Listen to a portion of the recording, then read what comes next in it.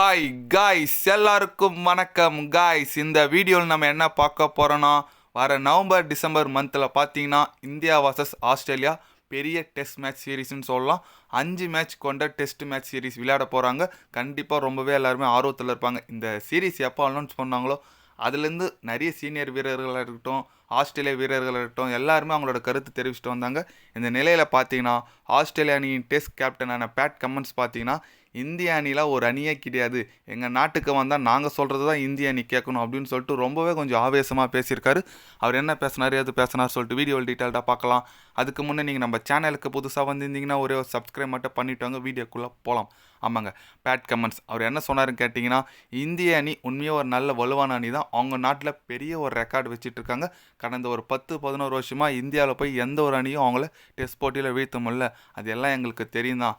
ஆனால் அதே இந்திய அணி எங்கள் நாட்டுக்கு வந்தால் நாங்கள் சொல்கிறத தான் இந்திய அணி கேட்கணும். ஏன்னா எங்கள் நாட்டில் நாங்கள் தான் ஃபேவராக இருப்போம், எங்களுக்கு தான் பிச்சு சாதகமாக இருக்கும். கண்டிப்பாக நாங்கள் இந்திய அணிக்கோசரம் வெயிட் பண்ணிகிட்ருக்கோம் எப்போ ஆஸ்திரேலியாவுக்கு வருவாங்கன்னு சொல்லிட்டு. அதே போல் இந்த பார்டர் கவாஸ்கர் ட்ராஃபி இது வரைக்கும் நான் வின் பண்ணது கிடையாது.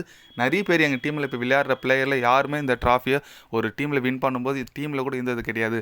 அதனால் கண்டிப்பாக இந்த ட்ராஃபிக்கோசரம் எல்லாம் நாங்கள் பசியில் இருக்கோம். அந்த பசியை தீர்க்கறதுக்கு கண்டிப்பாக இந்தியா வந்தால் எங்கள் பசியை நாங்கள் தீர்த்துப்போம். இந்த தொடரை நாங்கள் தான் வெல்வோம் அப்படின்னு சொல்லிட்டு பேட் கமெண்ட்ஸ் கொஞ்சம் ஓப்பனாகவே பேசியிருக்காருன்னே சொல்லலாம்.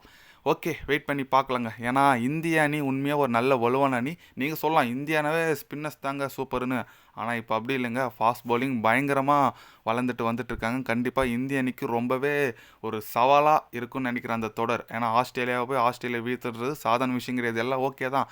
பட் கடந்த ஒரு 4 வருஷமாக இந்தியா பக்கம் தான் ஃபேவராக இருக்குது. ரெக்கார்ட் பயங்கரமாக இந்தியா தான் வச்சிட்ருக்காங்க. கடந்த 2 வருஷமாக பார்டர் கவாஸ்கர் ட்ராஃபி அவங்க நாட்டில் போயிட்டு இந்திய அணி வின் பண்ணியிருக்காங்க.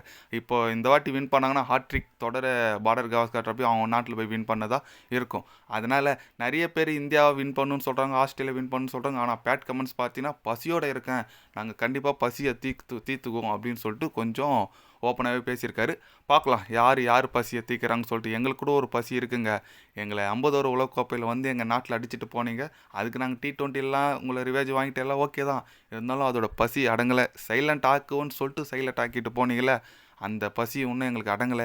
கண்டிப்பாக நீங்கள் வெயிட் பண்ணுங்கள், எங்கள் பாய்ஸ் வராங்க. கண்டிப்பாக ஆஸ்திரேலியாவில் இதை பேசுறதுக்கோசரமே ஆஸ்திரேலியாவில் வச்சு சீரீஸை வின் பண்ணிவிட்டு நம்ம இந்தியாவுக்கு வந்தால் கண்டிப்பாக ரொம்ப மகிழ்ச்சியாக இருக்கும். வெறும் ஒரு பகையான போட்டி மட்டும் இல்லை, ஐசிசி டெஸ்ட் சாம்பியன்ஷிப் ஃபைனலுக்கு போனோன்னா இந்த தொடர் ரொம்ப ஒரு முக்கியமான தொடர்.